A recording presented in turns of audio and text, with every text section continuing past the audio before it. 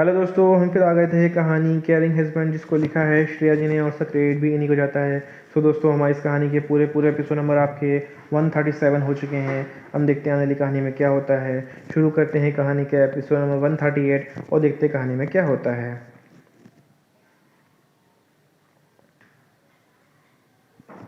श्रेया ने कबीर को श्रेया को पता था कि अगर उसने सब कुछ सच बता दिया तो कबीर का गुस्सा फिर भड़क जाएगा और वो इस बार कबीर का गुस्सा शांत करवा ही नहीं सकती थी, इसलिए उसने कबीर को पूरा सच नहीं बताया।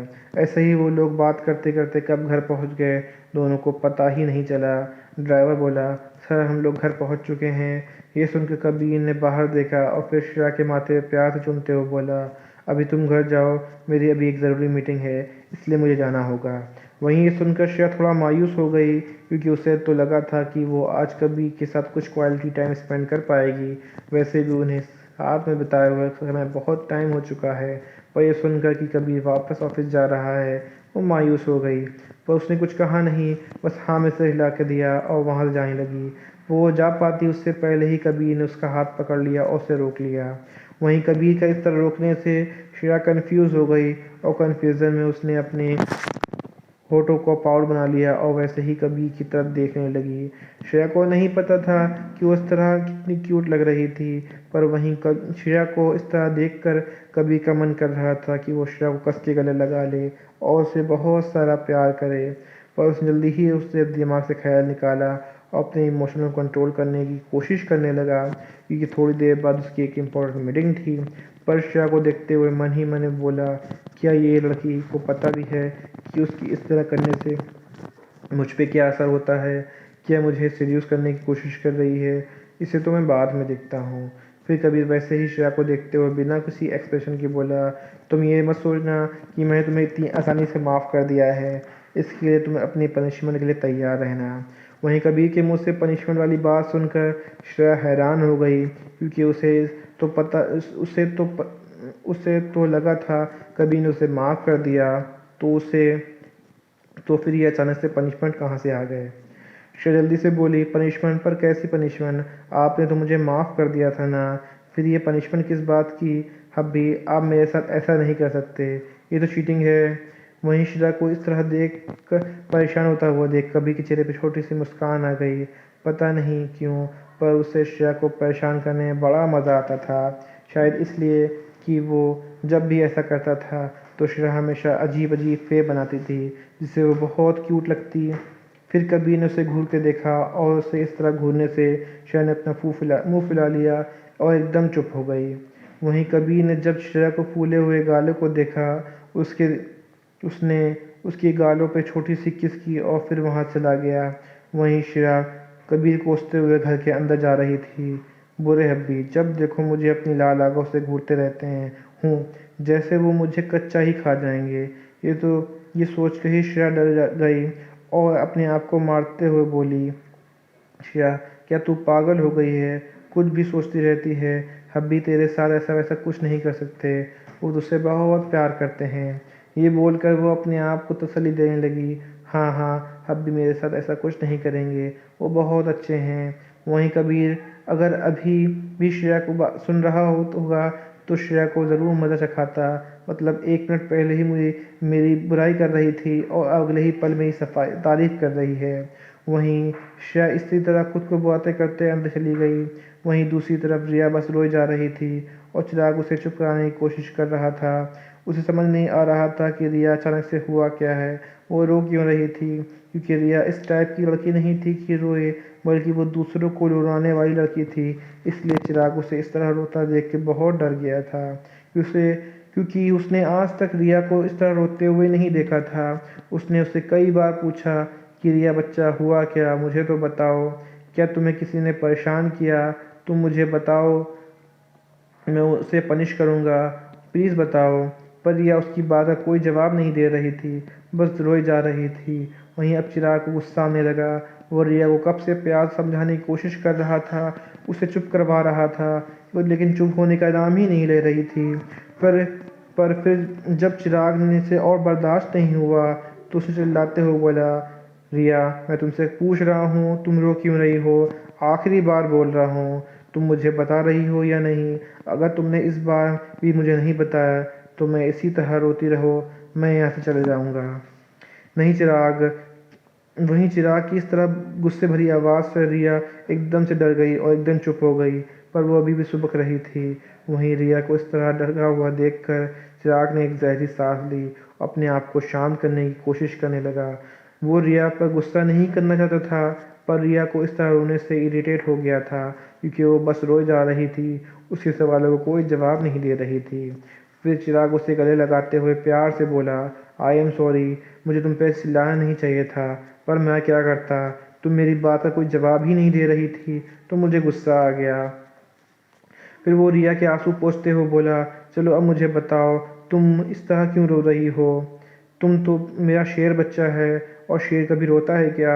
ये सुनकर रिया रोते हुए बोली, चिराग मैं बिल्कुल भी अच्छी नहीं हूँ, मैं बहुत मतलबी हूँ, मुझे माफ़ कर, वो मुझे माफ़ कर देगी ना?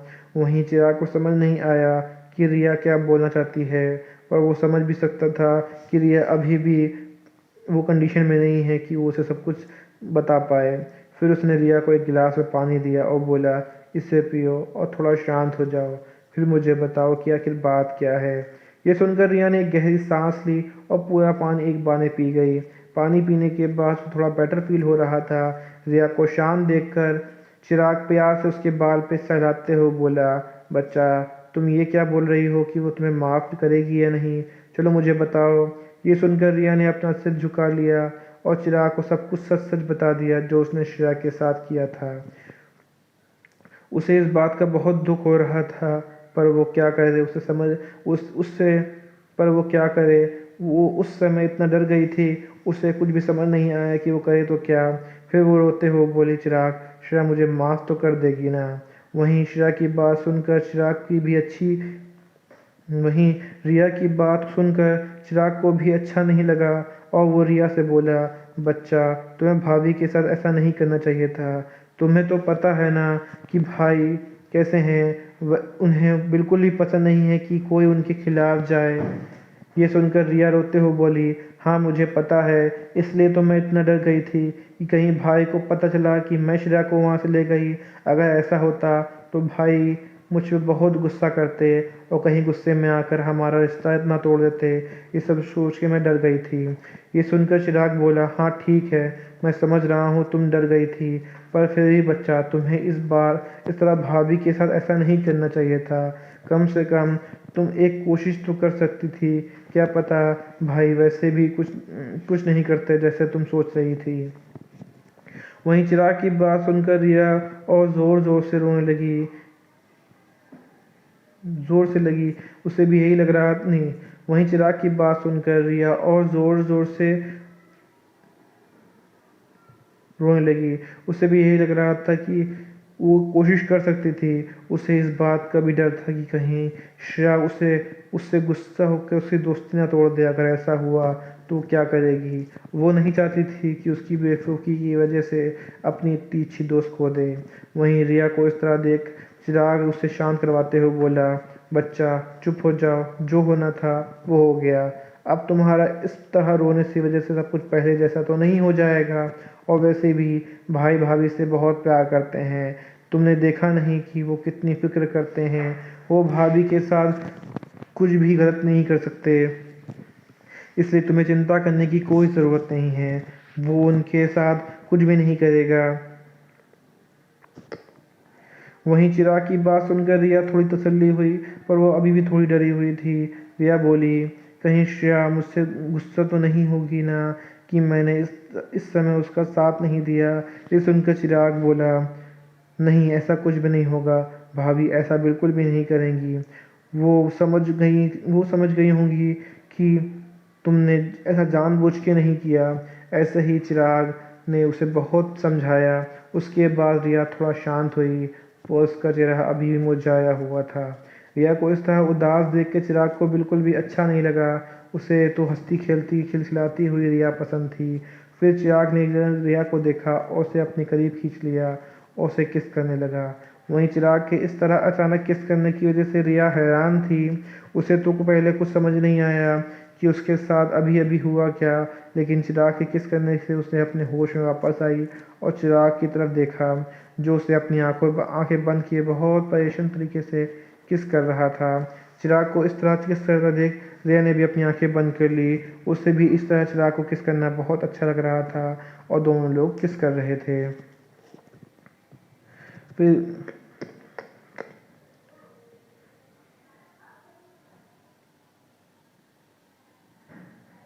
जब से रिया को सांस लेने में प्रॉब्लम हो गई तो उसने उसे किस करना छोड़ दिया। चिराग के छोड़ते ही रिया जोर जोर से सांस लेने लगी। उधर कबीर श्रेया को क्या पनिशमेंट देगा यही सोच, क्या सच में श्रेया रिया से गुस्सा थी, जानने के लिए कहानी सुनते रहिए। सो दोस्तों ये कहानी का एपिसोड नंबर आपका 138 कंप्लीट होता है। सो दोस्तों आपको एपिसोड नंबर 138 कैसा लगा हमें कमेंट करके ज़रूर बताइएगा। कहानी को ऐसा अंश ऐसा भाग जो कुछ समझ में ना आया हो, आपको अटपटा लगा हो तो भी हमें कमेंट करके ज़रूर बताइएगा। कहानी अच्छी लगी तो इसको लाइक कीजिएगा, शेयर कीजिएगा, चैनल को सब्सक्राइब कर लीजिएगा ताकि आपको हमारे आने वाली अगली वीडियो अब तक आसानी से पहुँच सके। सो दोस्तों हम फिर मिलेंगे एक नई वीडियो के साथ, एक नए एपिसोड के साथ। तब तक के लिए मुझे इजाज़त दीजिए। धन्यवाद दोस्तों।